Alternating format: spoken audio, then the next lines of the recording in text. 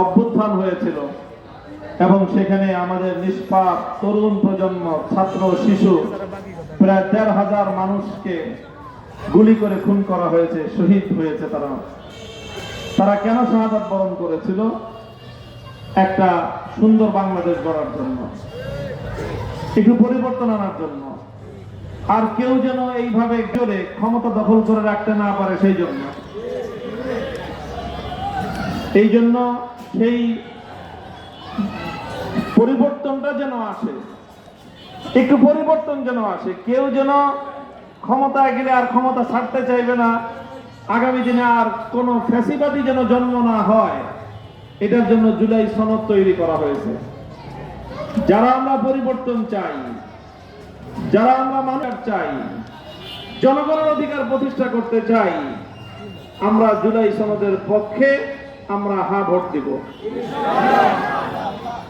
দুর্ভাগ্যজনকভাবে অনেক মানুষ আছে যারা উপর দিয়ে বলে যে আমরা হায়ের পক্ষে, জুলাইয়ের পক্ষে, কিন্তু তলে তলে বলে যে তোমরা নাতে ভোট দিবা।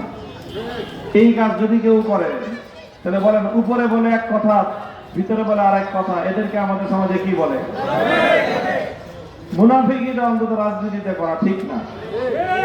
যদি আপনি তলে তলে নাই বলতে হয় তো উপরেও বলেন না, জাতির সামনে বলে দেন যে আমরা জুলাই চাই নাই, বলে দেন যে আমরা পরিবর্তন চাই না, বলে দেন যে আমরা ফ্যাসিবাদ চাই, কিন্তু সেটাও বলতে পারবেন না, আবার তলে তলে না বলবেন। এটা খুবই ভয়ঙ্কর একটা জিনিস। এই হলো সেই নির্বাচন, এই নির্বাচন পরিবর্তনের নির্বাচন। যারা দেশকে ভালোবাসি, আমরা ইসলামকে যারা ভালোবাসি, একটা দুইটা নয়, 10টা দল আমরা ঐক্যবদ্ধ হয়েছি এই এক চিন্তার উপরে, এক কথার উপরে, যে আমরা আগামীর বাংলাদেশে লুটপাট, দুর্নীতি আর রাজনীতি আমরা করতে দেব না। সন্ত্রাসী পালবেন, চাঁদাবাজ পালবেন, আর আমার গরিব মায়ের সন্তানদেরকে দিয়ে মাদকের ব্যবসা করাবেন, আর এই নেতারা তাদের কমিশন খাবেন, আর এই সমস্ত ধান্দাবাজি আমরা করতে দিব না ইনশাআল্লাহ।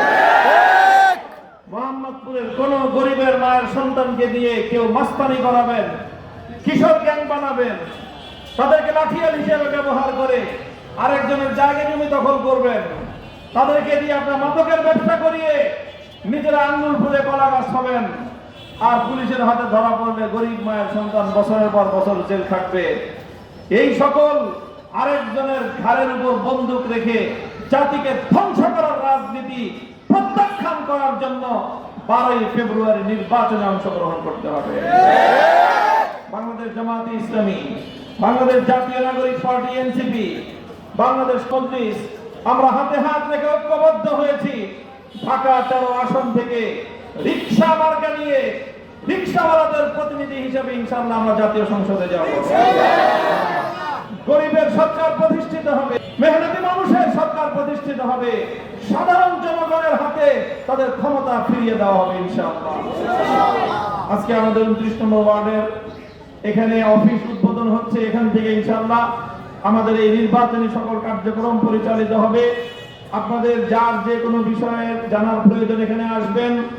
প্রচারপত্রের দরকার, লিফলেট দরকার, হ্যান্ডবিল দরকার, যা যা প্রয়োজন এখানে আসবেন। এখানে ইনশাআল্লাহ আমরা নিয়মিত যাতায়াত করব। সকলের কাছে আমাদের অনুরোধ, আমাদের আহ্বান থাকলো, এটা আমাদের নির্বাচনী অফিস হিসেবে এখানে ব্যবহার হবে ইনশাআল্লাহ। এখানে আপনাদের সাথে আমাদের নিয়মিত দেখা সাক্ষাৎ, যোগাযোগ হবে। আমাদের দায়িত্বশীলরা এখানে থাকবেন। আমরা 10 দলীয় নেতৃবৃন্দ এলাকার জনসাধারণকে নিয়ে গণভোটে হ্যাঁ এবং সংসদ নির্বাচনে রিকশা মার্কাকে বিজয়ী করবেন ইনশাআল্লাহ। আল্লাহ আমাদের সকলকে কবুল করুন, তৌফিক দান করুন। ওয়া আখিরু দাওয়ানা আলহামদুলিল্লাহি রাব্বিল আলামিন।